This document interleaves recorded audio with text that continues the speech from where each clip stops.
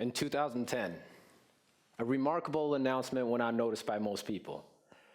The World Bank declared that the number of people living in extreme poverty was reduced from 43% in 1990 to just down to 23% in 2010.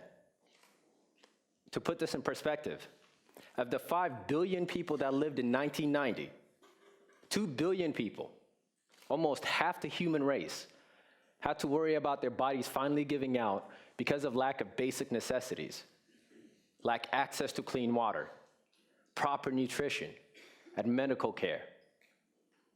In just 20 years, we're able to reduce that number in half to just 1 billion.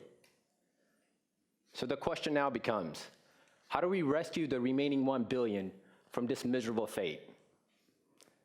We can't do it entirely, but I am here to tell you we can make a remarkable chance at it. In order to do this, it is my unequivocal belief that we have to fundamentally rethink how we approach poverty and how we administer development. We have to have long-term perspectives. We have to be innovative and be willing to use partners. But most importantly, we have to have an exit strategy to any developmental solutions that we want to implement. As a native East African, and as a person who's dedicated their lives to development, I found three things to be true about extreme poverty. One, people in extreme poverty are conscious of their poverty. It's not a relative issue. They know it when they see bullets flying back and forth in their communities. They see it when they see Ebola-affected family members being dragged through the streets and there's nothing they could do about it. And they feel it when they have to walk miles and miles a day to collect water just to be able to survive. Two, growing wealth has a multiplier effect. Once we help one individual create a business, that individual hires 2 or 3 more people. Now those people have spending power demand creating more businesses. And 3, and most important, the world has finally reached a tipping point where the first billion people we just helped rescue from this miserable fate now have the ability, are ready, willing, and able to rescue the remaining 1 billion people. To better understand my talk today, I think it's imperative to understand who I am and what I do. I was born in East Africa to an Ethiopian mother and a South Sudanese father. Although my father served in the South Sudanese Liberation Army, SPLM Army, we're still part of the 2 billion people stuck in extreme poverty. I remember one of the things I hated to do when I was a little kid was collect water. Hated everything about it. I snuck out of my house. I looked to my right. I looked to my left. If my mom didn't see me, I would dart out of there because I didn't want to do that job. I used to fantasize about having a sister, not because I wanted relief from my 2 older brothers, because I knew if I had a sister, that would be her job. That is me when I was a little kid.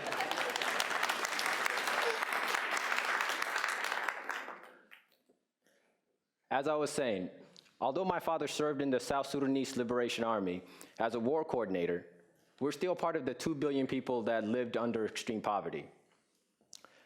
One of the things I hated to do as a kid was collect water, because you have to walk miles and miles and miles a day in order to do so. Fortunately for my family, and I'm fortunate for my father was captured in war and was sent off to prison. The fortunate aspect came in 2 years later. The United Nations got him out of prison and gave us asylum and gave us a choice between the United States and Canada.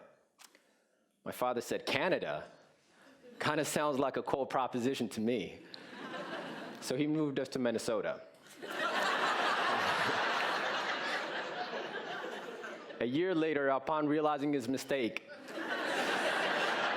he moved us to Nebraska in 1998 in October, when the worst snowstorm in a decade in Nebraska.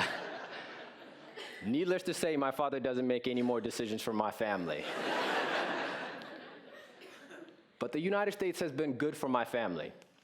I graduated out of high school, And upon graduating the University of Nebraska at Omaha, a friend of mine, Jacob Cole, and I talked about going back to South Sudan and actually helping with the reconstruction effort after our 21 years devastating civil war. Like me, Jacob Cole also hated carrying water. That doesn't look like a happy kid up there, does it?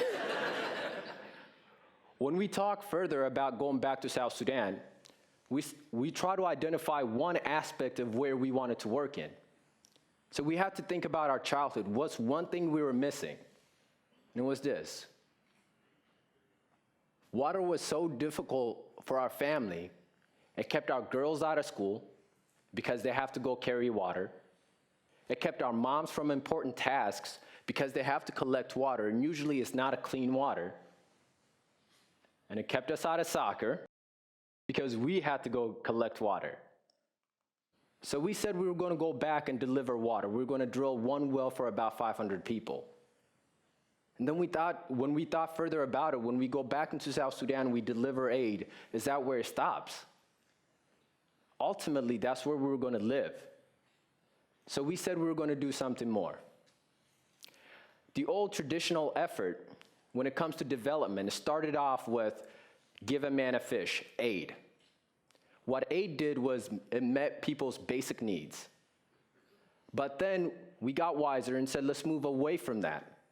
Let's go into development. Teach a man a fish. Unfortunately, that's where we stopped. What Jacob and I talked about was, why don't we take that one step further? Why don't we help the person create a market for him so he could sell the fish, so they're aid independent? What we came up with was a three-stage process for 15 years where we're going to focus on 3 communities, Langabu, Ngulere, and Lydia. For 15 years, we're going to take them through 3 stages. First being aid.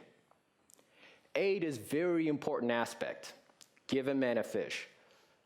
I don't know if you've ever been fishing on an empty stomach. It's not a happy prospect.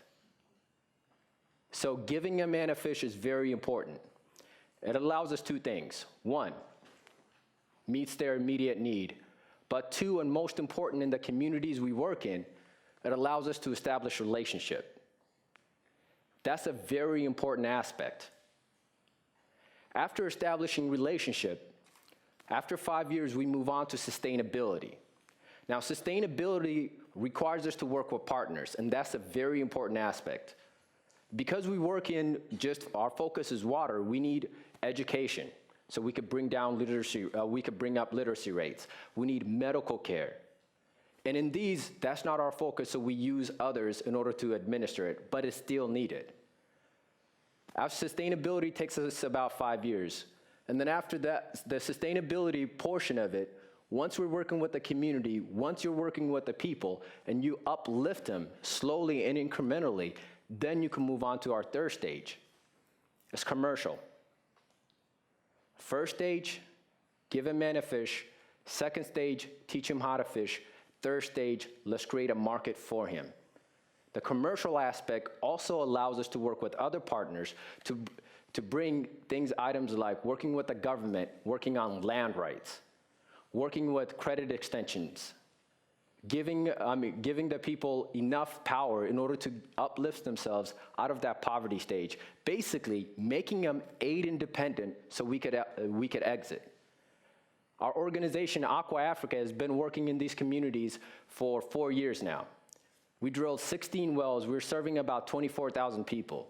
We're just now exiting our aid stage and moving into sustainability in Lydia, Ngurere, and Langabu.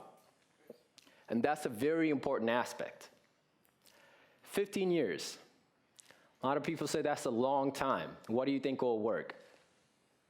Africa is just now exiting what we call Rehab Africa. Rehab Africa, for the past 15 years, we've been trying to recover from the psychological devastation that was caused to us by colonialism and move on. And moving on is what we're doing.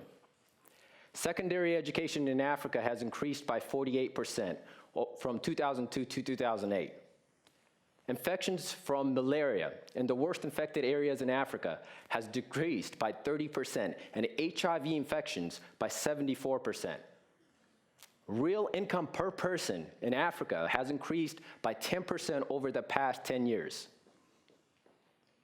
For every 4 people in Africa currently, there's 3 cell phones. I know this because my grandmother has a cell phone. She lives in the high mountains of Ethiopia. She is. Every month, my grandmother calls to say, "You guys are getting skinnier, what's going on? Is it your mom's bad cooking?" It's an embarrassing question. We're like, "Grandma, obviously that's the case." I hope to God my mother isn't here to hear that. So the point being, Africa has reached a tipping point where the first billion people who just exited out of extreme poverty can now help the remaining 1 billion people. Several years ago, one of the things that broke my heart was when I was thinking about my childhood, my father never asked what I wanted to do when I grew up. Why should he? That would be raising my hopes. 2 years ago, I told my father I was going back to South Sudan. He said, "Why?" Not in my wildest dreams could I have ever thought the answer I gave him 10 years ago: to live. Thank you.